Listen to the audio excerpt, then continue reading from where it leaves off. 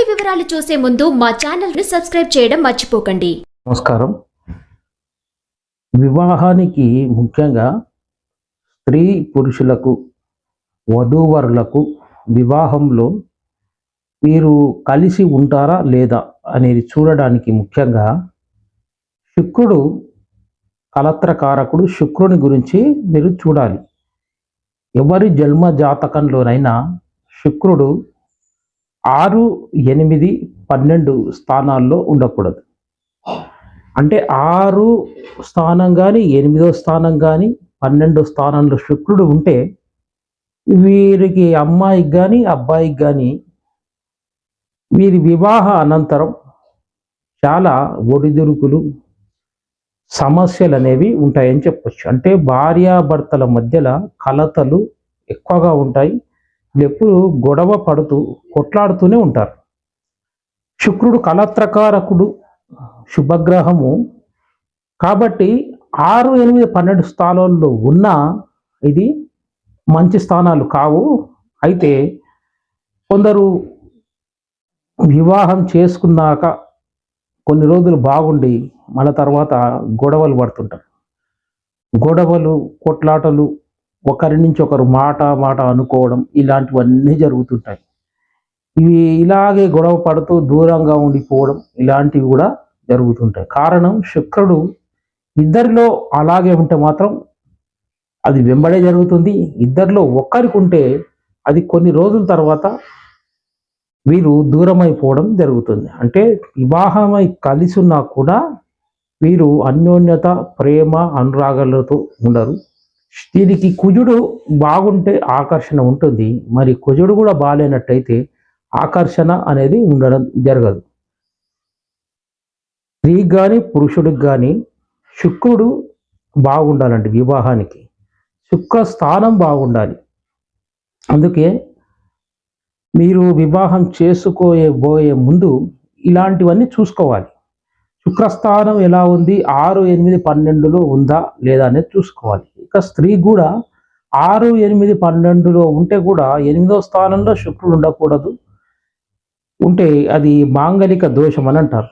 8వ స్థానంలో కానీ 12వ స్థానంలో 6వ స్థానంలో కూడా ఉంటే మాంగలిక దోషం. కాబట్టి 8 స్త్రీకి మాంగళ్యం, భర్త ఆయుష్, భర్త ఎలాంటి వాడు అని చెప్పేది 8వ స్థానం. అష్టమ స్థానం రహస్య స్థానం. కాబట్టి అష్టమ స్థానం స్త్రీకి చాలా బాగుండాలండి. అష్టమ స్థానంలో శుభగ్రహాలు ఉంటే బాగుంటుంది. శుభగ్రహ దృష్టులు ఉంటే కూడా బాగుంటుంది. అష్టమ స్థానాధిపతి శుభగ్రహ నక్షత్రాల్లో ఉండడం చాలా మంచిది.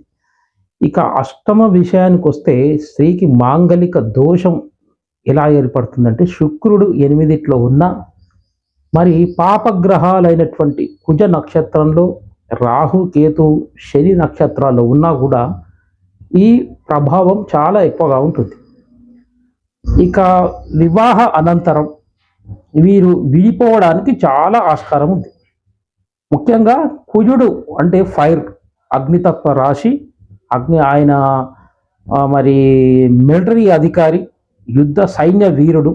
ఆయనకు చాలా కారకత్వాలు ఉంటాయి. కుజ నక్షత్రాలు అయినటువంటి ఈ నక్షత్రాల్లో శుక్రుడు ఉండకూడదండి. మృగశిర, చిత్త, ధనిష్ట ఈ 3 నక్షత్రాలకు అధిపతి కుజుడు. ఈ నక్షత్రాల్లో శుక్రుడు పడ్డ ఇది వీరు ఎక్కువ కొట్లాడుతూనే ఉంటారు. వీరు కలిసి ఉన్నా కూడా జీవితకాలం మొత్తం కొట్లాడుతూనే ఉంటారు. మరి కుజ దృష్టి ఉన్నా కూడా ఎఫెక్ట్ అనేది ఉంటుంది. కుజ నక్షత్రంపై ఉన్న కుజునితో శుక్రుడు కలిసి ఉన్నా కూడా వీరు ఎక్కువ రోజులు ఉండరు అన్నట్లు. అంటే అర్థమైంది కదా.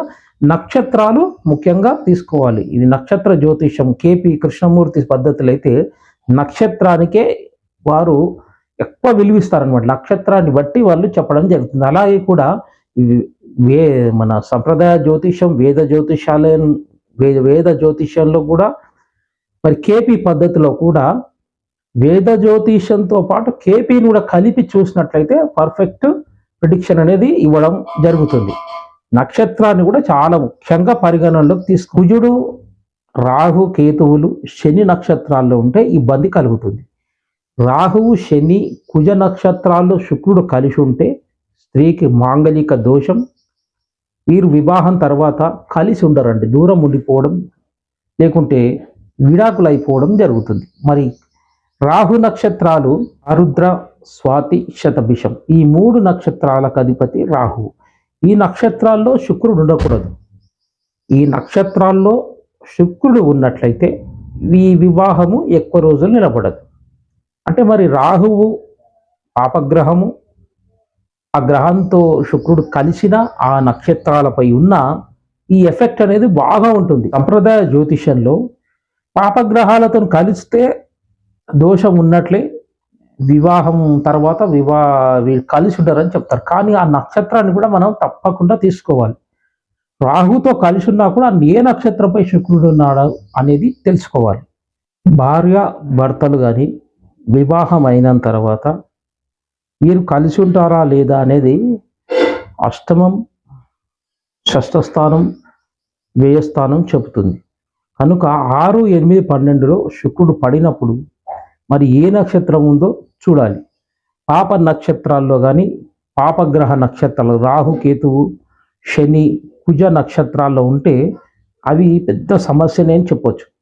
పాపగ్రహాలతో కలిసినా కూడా అవి సమస్యనే అవుతుంది. అంటే వివాహం ఇది నిలబడదన్నట్టు. కాబట్టి ఆ నక్షత్రాలు ఆ గ్రహాలతో శుక్రుడు కలిసి ఉన్నప్పుడు దానికి తగిన పరిహారం చేసుకోవాలి.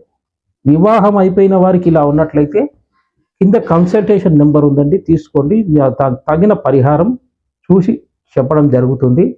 ఎవరి జన్మ జాతకంలోనైనా శుక్రుడు ఎలా ఉన్నాడో తెలుసుకొని దానికి తగిన పరిహారం చేస్తే ఈ వివాహం అనంతరం వచ్చే సమస్యలు, దూరం అయిపోవడం, ఎప్పుడు కొట్లాడుతూనే ఉండిపోవడం ఇలాంటివన్నీ తగ్గిపోతాయి. కాబట్టి వివాహానికి శుక్రుడు బాగుండాలి, శుక్ర బలం బాగుండాలండి. దాంతోపాటు కుజుడు బాగుంటే ఆకర్షణ, గురుబలం తోడైతే వీరు పరిపూర్ణంగా అన్యోన్యతతో, ప్రేమతో జీవితకాలం కలిసి ఉంటారు.